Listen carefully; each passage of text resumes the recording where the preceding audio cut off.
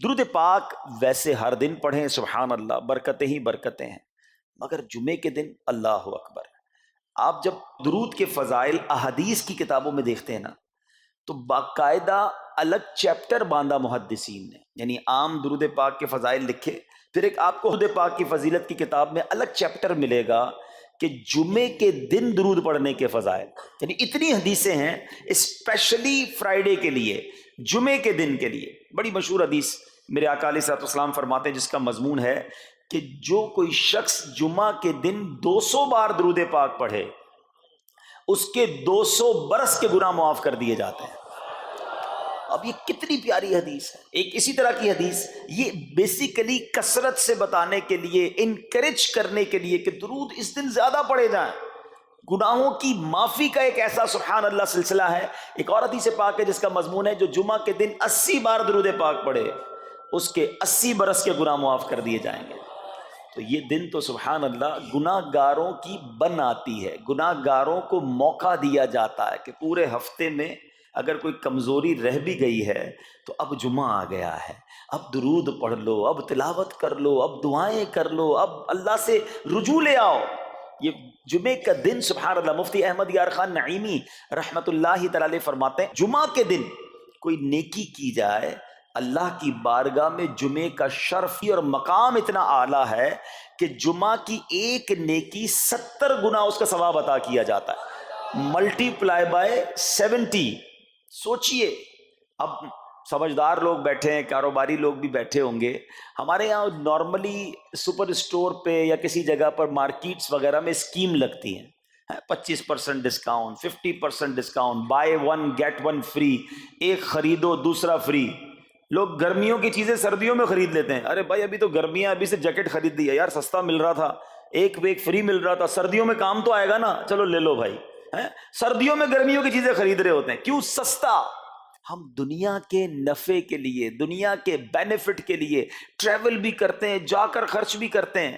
مجھے اچھی طرح یاد ہے، افریقہ کے غالباً ایک ملک میں تھا، تو بارڈرز ملے ہوئے ہوتے ہیں، ہم بارڈر ہم نے کراس کیا، ایک ملک کا جیسی بارڈر کراس کیا، بارڈر کراس کرتے ہی ایک بہت بڑا ویرانہ تھا لیکن بہت بڑا شاپنگ مال بنا ہوا اور گاڑیوں کی قطاریں۔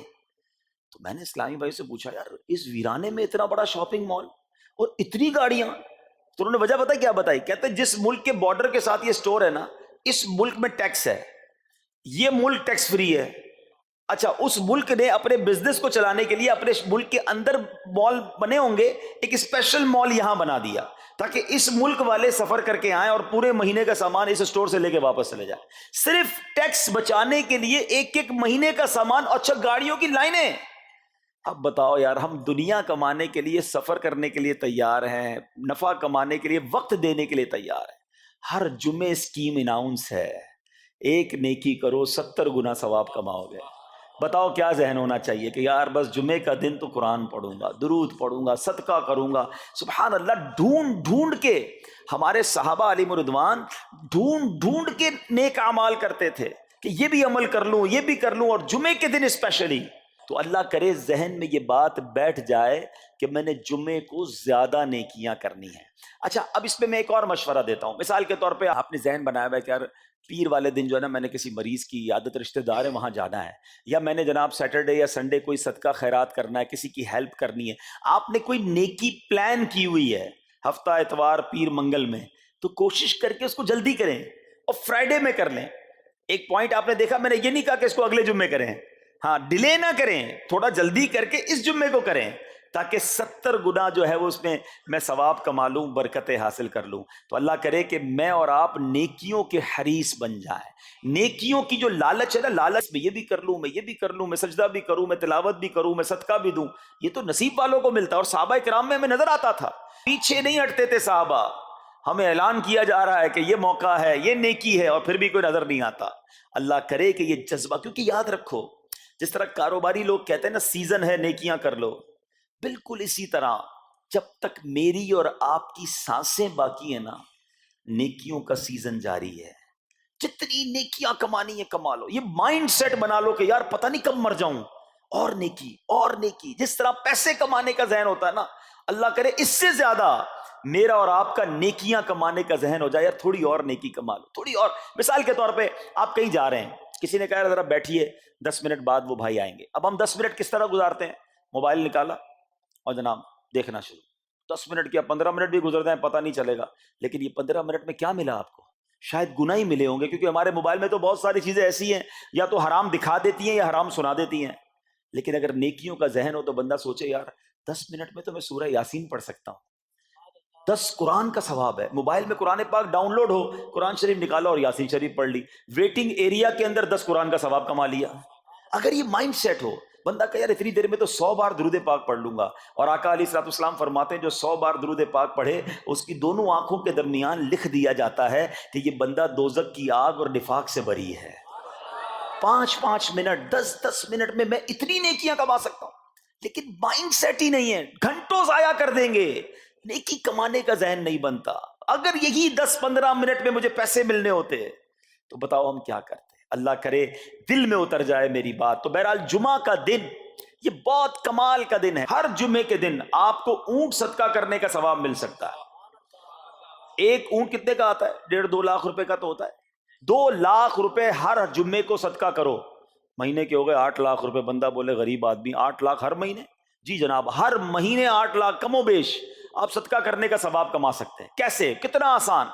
نبی پاک علیہ الصلوۃ والسلام فرماتے ہیں جس کا مضمون ہے جو جمعے کے دن سب سے پہلے آتا ہے اسے اونٹ صدقہ کرنے کا ثواب ملتا ہے، جو اس کے بعد آتا ہے اسے گائے صدقہ کرنے کا ثواب ملتا ہے. اللہ کی رحمت سے ہر جمعے فرشتے مسجد کے دروازے پر کھڑے ہوتے ہیں، ہم اللہ سے دعا کرتے ہیں اللہ تیری نوری مخلوق کے صدقے ہم پر رحم فرما، ہماری مغفرت فرما. مگر جب امام خطبے کے لیے کھڑا ہو جاتا ہے، آقا علیہ الصلوۃ والسلام فرماتے ہیں وہ رجسٹر بند کرتے ہیں اور وہ بھی آ کر امام کا خطبہ سننے کے لیے بیٹھ جاتے ہیں. تو جلدی آ کر کچھ منٹ پہلے آ کر. اچھا علم دین الگ ملتا ہے، ظاہر ہے یہاں ہر جمعے بیان ہوتا ہے، وہ بیان سننے کو آپ کو الگ ملے گا، نیکی کی دعوت الگ ملے گی، اور سبحان اللہ اونٹ صدقہ کرنے کا ثواب. تو مبارک ہو انہیں جو جلدی آتے ہیں. تو بہرحال اب میں چاہتا ہوں کہ جب بات جمعے پر ہی ہو رہی ہے تو ایک میں نے اور آپ کو پیغام دینا تھا. جمعے کو خطبہ دیا جاتا ہے، سالوں سے خطبہ سن رہے ہیں. مجھے اچھی طرح یاد ہے جب میری عمر شاید 17-18 سال تھی تو سن کر آدھا خطبہ تو مجھے اسی وقت یاد ہو گیا تھا. اب شاید پونا یاد ہو گیا ہوگا. آپ میں سے بھی کئیوں کو 60-70-80% خطبہ یاد ہوگا کیونکہ ہر جمعے سنتے ہیں. مگر کس کو یہ تجسس ہوا کہ یہ ہر جمعے امام صاحب پڑھتے ہیں، اس میں پیغام کیا ہے، اس کا ترجمہ کیا ہے، اس میں ہمیں کیا جاتا ہے؟ بس سر جھکاتے ہیں، ہاتھ باندھتے سنتے رہتے ہیں، کچھ سو بھی جاتے ہوں گے. ارے اللہ کے بندو سوچو تو صحیح کہ ہر جمعے کو سنتا ہوں، آدھا پونا یاد بھی ہو گیا، پیغام کیا ہے؟ 2 باتیں، ایک حدیث پاک اور ایک خوبصورت پیغام. ہر جمعے کو آپ سنتے ہیں، ٹھیک ہے. حدیث ذرا سنیے گا. اللہ کے حبیب علیہ الصلوۃ والسلام فرماتے ہیں البر لا یبلا والذنب لا ینسا والدیان لا یموت. سنے ہوئے نا یہ الفاظ؟ ایسا لگ رہا ہے کہ یار یہ الفاظ تو کانوں میں ہر جمعے آتے ہیں، ٹھیک ہے. آگے فرمایا اعمل ما شئت کما تدین تدان. یہ ایک حدیث ہے، ٹھیک ہے. اس کے بعد قرآن کی ایک آیت تلاوت ہوتی ہے فمن یعمل مثقال ذرۃ خیرا یرہ ومن یعمل مثقال ذرۃ شرا یرہ. یہ کانوں نے کئی بار، کہوں کہ سینکڑوں بار سنے ہیں، مگر اس میں پیغام کیسا ہے؟ دل ہلا دینے والا پیغام، بڑا سمجھانے والی بات ہے اس حدیث میں. البر لا یبلا. میرے آقا فرماتے ہیں نیکی پرانی نہیں ہوتی، کرتے جایا کرو. یہ نیکی تمہارے اکاؤنٹ میں جمع ہو رہی ہے. میں اور آپ بھول جائیں گے، میرا رب نہیں بھولتا. اس کے خزانے بڑے ہیں. جہاں نیکی پرانی نہیں ہوتی نا، اب اگلا جملہ سنو وَالذَّنبُ لَا يُنسَى. گناہ بھلایا نہیں جاتا. میں اور آپ بھول گئے. افسوس یہ ہے، عجیب کہانی ہے. یہ تو ایک عجب الگ ٹاپک ہے کہ آج جس سے ملاقات کرو اس کو 15 سال 20 سال 25 سال پرانی نیکیاں یاد ہیں. لوگ ملتے ہیں کہتے ہیں 1990 میں حج کیا تھا، 95 میں عمرہ کیا، 2002 میں فلاں مسجد بنائی. آپ کی دعوت اسلامی کے قافلے میں بھی 2005 میں گیا تھا. ساری نیکیاں 15 20 سال پرانی یاد ہیں. گناہ کل جھوٹ بولا تھا یاد ہے؟ کل رات کو بدنگاہی ہو گئی تھی وہ یاد ہے؟ پرسوں غیبت کی تھی وہ یاد ہے؟ سالوں تو چھوڑو، ہم گھنٹے پہلے کا گناہ بھول جاتے ہیں. مگر حدیث ڈرا رہی ہے، سمجھا رہی ہے کہ دیکھو وَالذَّنبُ لَا يُنسَى. گناہ بھلایا نہیں جاتا. تم بھول گئے ہو اگر کہیں لکھا ہوا ہے جواب دینا ہے. اور آگے فرمایا وَالدَّيَّانُ لَا يَمُوتُ، فرمایا کہ جو فیصلہ کرنے والا ہے اسے موت نہیں آتی. اللہ کو موت نہیں آنی، میں اور آپ مر جائیں گے. جس نے ڈیسیشن لینا ہے، جس نے فیصلہ کرنا ہے، اسے موت نہیں آنی. پھر آگے فرمایا اعمل ما شئت کما تدین تدان، کر لے جو کرنا ہے، جیسی کرے گا ویسی بھرے گا.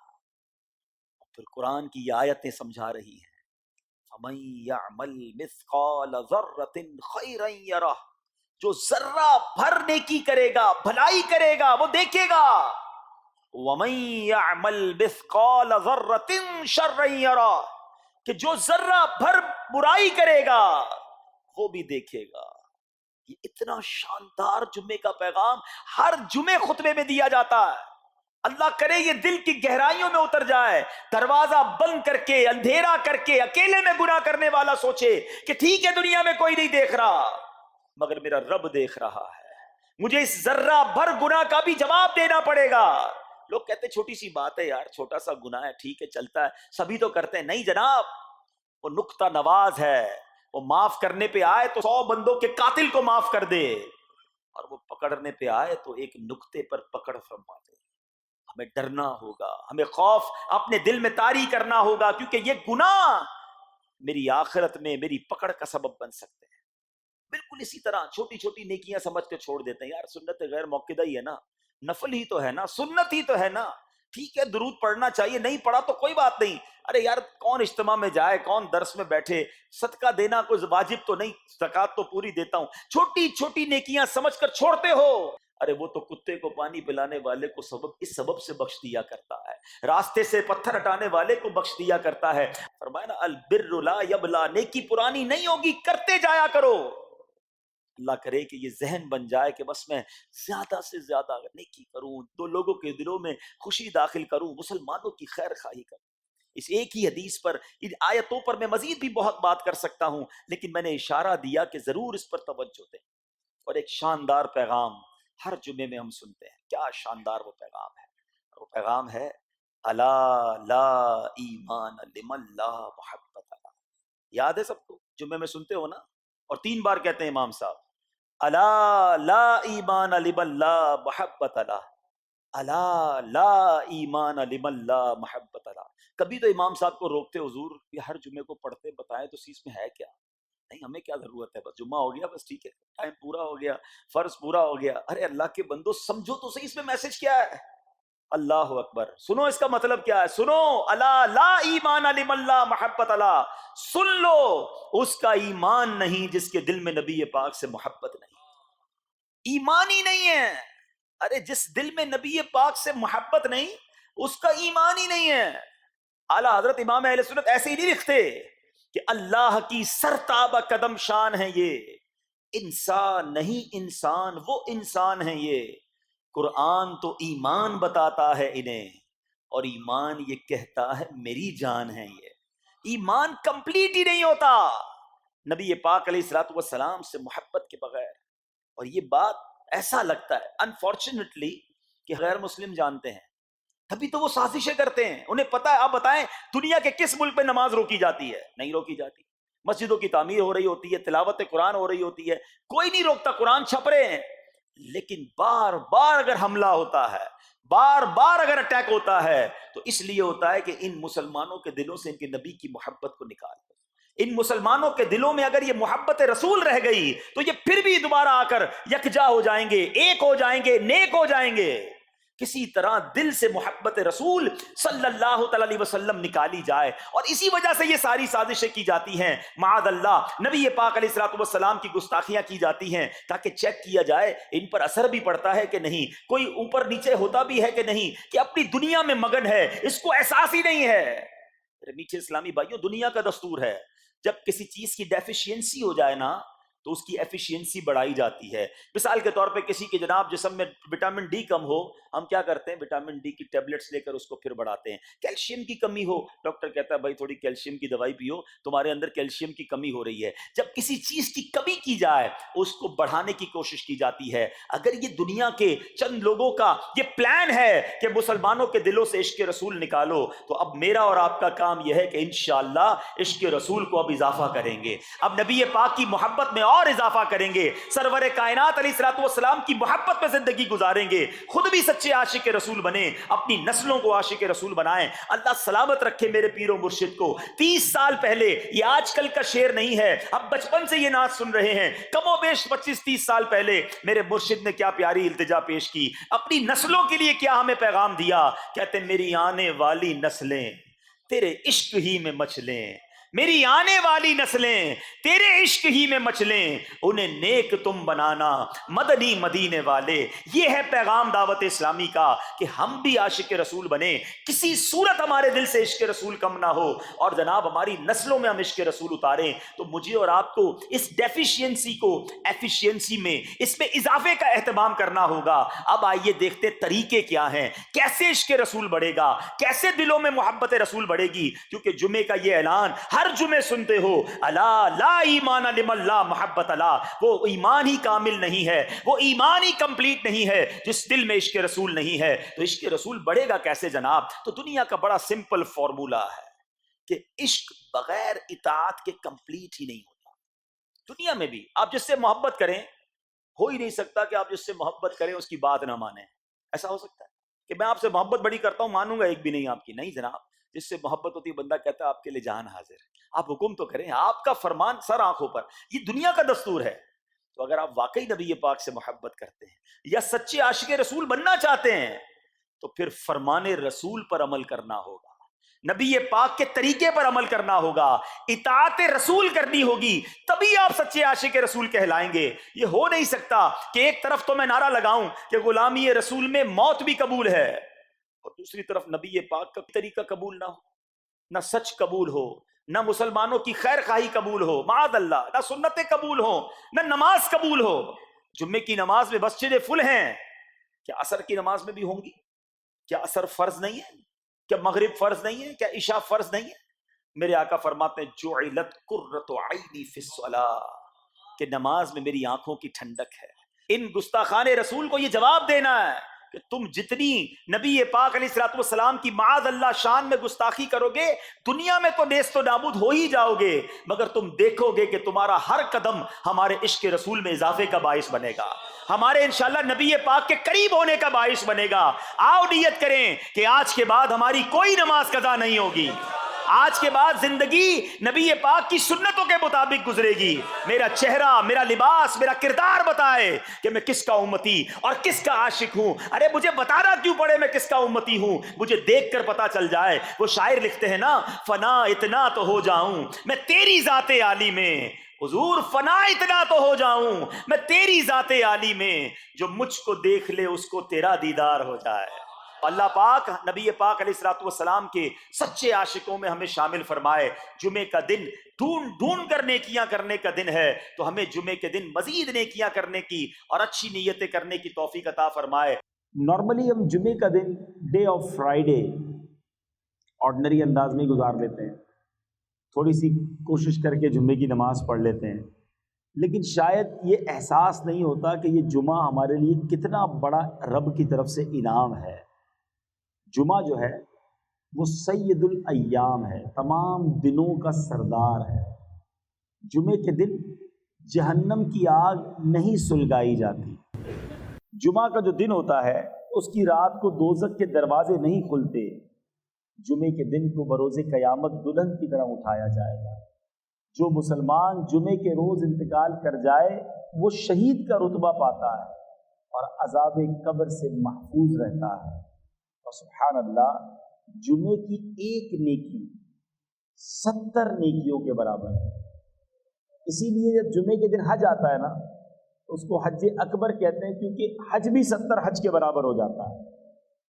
ایسی کوئی اسکیم آ جائے، ایسا کوئی معاملہ ہو جائے کہ یار فلاں دن فلاں دنوں کے لیے کوئی اسکیم ہے، یہ کام کرو گے تو پیسے ڈبل ہو جائیں گے، فلاں ملک میں ٹیکس کم ہو گیا تو وہاں سے گاڑی منگوا لو، فلاں ملک میں نیا ماڈل آیا ہے تو ادھر کوشش کرو تو زیادہ پیسے بچ جائیں گے۔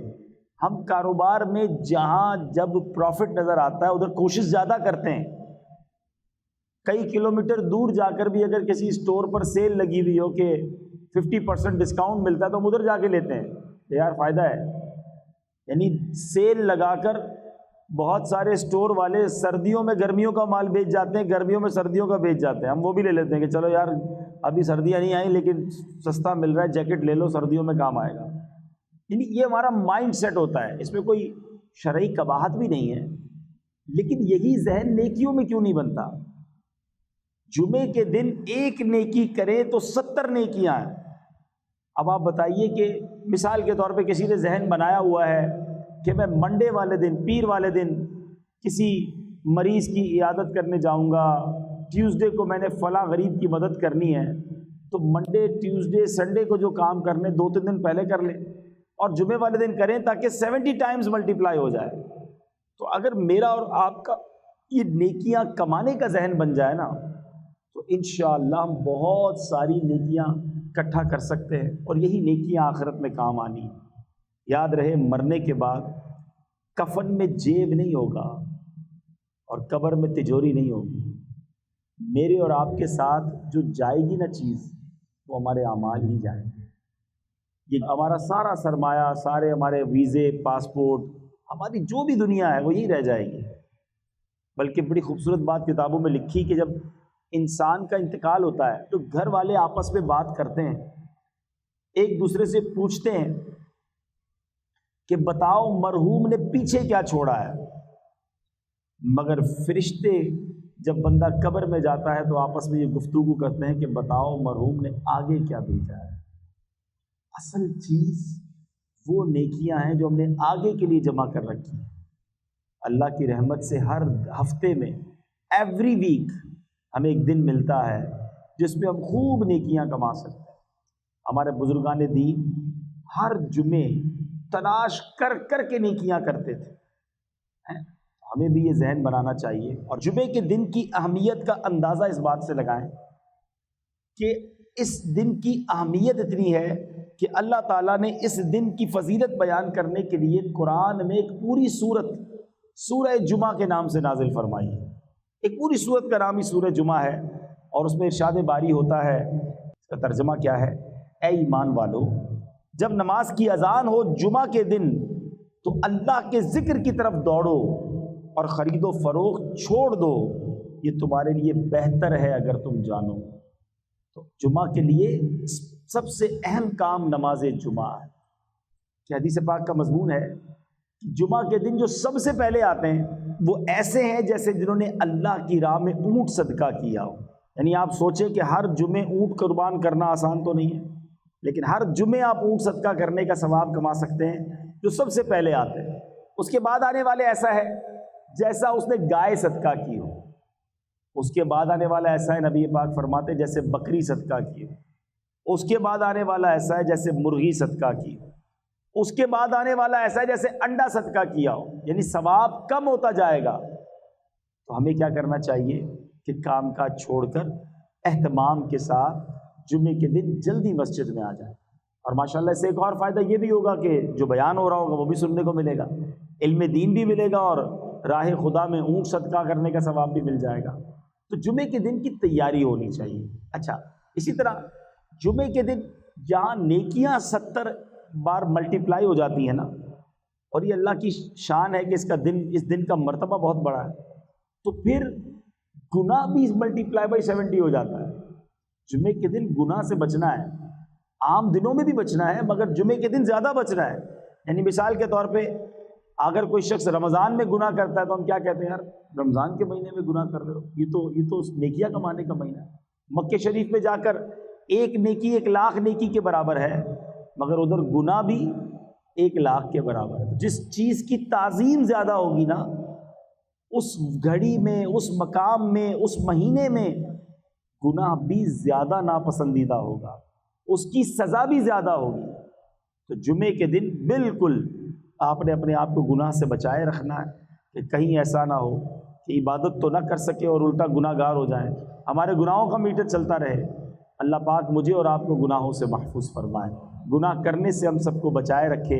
اب جمعے کے دن کرنے والے کام کیا ہے؟ احادیث میں یہ مضمون ملتا ہے کہ جو جمعے کے دن عمامہ پہنتے ہیں، جمعے کے دن عمامہ پہننے والوں پر اللہ کے فرشتے درود بھیجتے ہیں، تو کوشش کریں کہ کم از کم جمعے کے دن امامہ پہن لیا کرے، اپنے آفس میں رکھ لے امامہ شریف اور جمعے کے دن پہن لیا کرے۔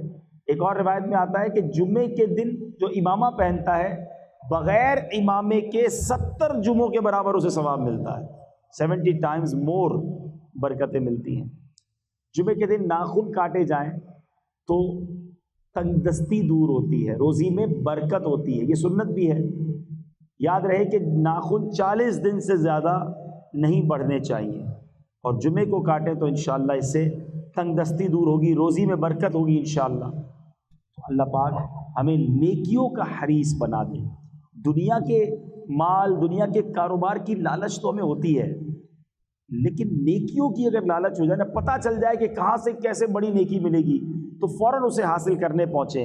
صحابہ کرام کو بڑا شوق تھا، یعنی وہ نیکیاں تلاش کر کے نیکیاں حاصل کرنے کی فکر کرتے تھے۔ اب حضرت عثمان غنی کی مثال دیجئے کہ کتنے بڑے صحابی ہیں، آپ ذوالنورین ہیں، عشرہ مبشرہ میں ہیں، اور یقینی جنتی ہیں، نبی پاک سے 2 بار جنت خریدی۔ اتنی ساری نیکیاں ہونے کے بعد ہم جیسا آدمی تو کہے بہت ہو گیا، اب اتنی ساری نیکیاں تو ہو گئی، مگر صحابہ کرام رکتے نہیں تھے۔ ایک بار نبی پاک علیہ الصلوۃ والسلام نے مدینے کے لوگوں کو پانی کی ضرورت تھی، تو جو کنواں والا شخص تھا اس سے کہا کہ یہ کنواں مجھے دے دو اور اس کنویں کے بدلے جنت میں کنواں لے لو۔ وہ شخص کہتا ہے حضور میرا یہی کاروبار ہے، میرا کام چلتا ہی اسی سے ہے، میں اسی پانی کو بیچ کر گھر والوں کا معاملہ کرتا ہوں۔ تو اس نے آفر کو قبول نہیں کیا۔ کسی طرح یہ خبر حضرت عثمان غنی کو پہنچ گئی۔ حضرت عثمان غنی نبی پاک علیہ الصلوۃ والسلام کی بارگاہ میں عرض کرتے ہیں کہ حضور وہ آفر میرے لیے بھی ہے، اگر میں وہ کنواں خرید کر مسلمانوں کے لیے وقف کر دوں تو کیا میرے لیے بھی جنت ہے، جنتی کنواں ملے گا؟ نبی پاک نے فرمایا اے عثمان یہ آفر یہ تمہارے لیے بھی ہے۔ حضرت عثمان نے وہ کنواں جس قیمت میں اس نے دیا خریدا اور مسلمانوں کے لیے وقف کر دیا۔ تو پتہ چلا کہ صحابہ کرام کو موقع ملتا، چانس ملتا کہ ادھر نیکی ہو سکتی ہے، وہ فوراً وہ نیکی کرنے کی کوشش کرتے تھے۔ ہم کاروبار کے لیے تو واقعی اتنے جس کو کہیں کہ ایگریسو ہیں کہ جیسے ہی موقع ملے کہ یہ کام کر لو ہم کر لیتے، اس ملک میں پہنچ جاؤ۔ اب دیکھیں نا اتنے سارے پاکستانی یہاں پہنچ گئے، میں دنیا میں جدھر جاتا ہوں ایسے ایسے ممالک ہیں وہاں بھی لوگ پہنچے ہوئے، موقع ملا، چانس ملا، دنیا نظر آئی، پہنچ گئے۔ لیکن کیا بالکل اسی طرح ہم آخرت کے لیے نیکیوں کے لیے وقت نکالتے ہیں؟ بلکہ یہاں تو حال یہ ہے کہ 5 وقت نماز پڑھنے کے لیے وقت نہیں نکال پاتے۔ یہ درست نہیں ہے، یہ زندگی کا انداز اچھا نہیں ہے۔ مرنے کے بعد ہمارے اعمال ہی ہمارے کام آئیں گے۔ اور آج میں یہ چاہ رہا تھا کہ چونکہ جمعے پر ہی بات ہو رہی ہے تو آج جمعے کے خطبے پر بھی کچھ بات کی جائے۔ جمعہ کے خطبے میں ہم ایک اعلان بار بار سنتے ہیں، الا لا ایمان لمن لا محبت له۔ کبھی میں آپ کو مشورہ بھی دوں گا کہ بچپن سے جمعے کا خطبہ ہم سن رہے ہیں، کئیوں کو تو یاد بھی ہو گیا ہوگا، مگر اس کا ترجمہ بھی تو کبھی پڑھ لیں کہ امام صاحب ہر جمعے خطبہ دیتے ہیں، اس میں کہتے کیا ہیں، فرماتے کیا ہیں، سناتے کیا ہیں۔ سنو اس کا مطلب کیا ہے، الا لا ایمان لمن لا محبت له، سن لو اس کا ایمان نہیں ہے جس کے دل میں نبی پاک کی محبت نہیں ہے۔ عشق رسول کے بغیر ایمان کمپلیٹ نہیں ہے۔ محمد کی محبت دین حق کی شرط اول ہے، اسی میں ہو اگر خامی تو سب کچھ نامکمل ہے۔ تو محبت رسول یہ ہمارے ایمان کی جان ہے۔ مگر اب سوال یہ ہے کہ محبت ہونی کتنی چاہیے؟ محبت تو بہت ساروں سے ہوتی ہے، ماں باپ سے بھی ہوتی ہے، بھائی بہنوں سے بھی ہوتی ہے، بچوں سے بھی ہوتی ہے، بچوں کی امی سے ہوتی ہے، دوستوں سے ہوتی ہے، کاروبار سے ہوتی ہے، تو پیارے آقا سے بھی ہوگی؟ نہیں جناب، کتنی ہونی چاہیے یہ بھی نبی پاک نے خود بیان کیا۔ بخاری شریف کی حدیث ہے، میرے آقا فرماتے ہیں لا یؤمن احدکم حتی اکون احب الیہ من والدہ وولدہ والناس اجمعین۔ میرے آقا فرماتے تم میں سے کوئی اس وقت تک کامل مومن نہیں ہو سکتا جب تک میں اس کے نزدیک اس کی اولاد، اس کے والد اور تمام لوگوں سے زیادہ محبوب نہ ہو جاؤں۔ ٹاپ آف دا لسٹ، سب سے زیادہ نبی پاک سے محبت کرنی ہے، اور یہ ایمان کا تقاضا ہے۔ تم میں سے کوئی اس وقت تک کامل مومن نہیں ہو سکتا۔ تو یہ میلاد کا مہینہ پیارے آقا سے کنیکشن مزید مضبوط کرنے کا مہینہ ہے۔ لیکن اب سوال یہ ہے کہ ہم ہو سکتا ہے سارے لوگ کہیں کہ بھائی ہمیں بھی نبی پاک سے سب سے زیادہ محبت ہے۔ اگر یہ بات آپ کہتے ہیں، یہ دعویٰ آپ کرتے ہیں، تو دلیل ہے کہ نہیں؟ کیونکہ صرف زبانی کہنے سے تو نہیں ہوگا نا۔ اگر واقعی کسی کو نبی پاک سے سب چیزوں سے زیادہ محبت ہے تو پھر پیارے آقا کی سنتوں پر عمل کہاں ہے؟ نبی پاک فرماتے ہیں جس نے میری سنت سے محبت کی اس نے مجھ سے محبت کی، اور جس نے مجھ سے محبت کی وہ میرے ساتھ جنت میں جائے گا۔ تو سنت کی اہمیت کتنی زیادہ ہے۔ اس کو میں آپ کو دنیاوی مثال کے ذریعے سمجھاؤں کہ اگر کوئی بیٹا آپ کو ملے، کوئی بچہ ملے، اور وہ آپ کو کہے میں اپنے والد صاحب سے بڑی محبت کرتا ہوں، میں اپنے والد صاحب کا دیوانہ ہوں، اپنے والد صاحب پر میری جان قربان، آپ کہیں یار کمال ہے، ماشاءاللہ اپنے ابو سے کتنی محبت کرتا ہے۔ تھوڑے دنوں بعد اس کے والد صاحب سے ملاقات ہو اور آپ والد صاحب سے کہیں کہ آپ کا بیٹا آپ سے بڑی محبت کرتا ہے، آپ کی بڑی رسپیکٹ کرتا ہے، تو والد صاحب کہیں ایک نمبر کا جھوٹا ہے، میری تو ایک بھی بات نہیں مانتا۔ تو آپ کیا کہیں گے؟ یار کمال ہے، میرے سامنے تو اتنی باتیں کر رہا تھا کہ ابو میرا سب کچھ، میرے والد ہیں اور میری جان میرے والد پر قربان، والد کہہ رہا ہے میری ایک بات نہیں مانتا۔ تو آپ کیا کہیں گے کہ جھوٹا دعویٰ تھا۔ اب اپنے بارے میں ہم سارے چیک کریں، ایک طرف تو ہمارا دعویٰ یہ ہے کہ نبی پاک پر ہماری جانیں قربان، ہم پیارے آقا کے بڑے عاشق ہیں، تو یہ عشق رسول نظر کیوں نہیں آتا؟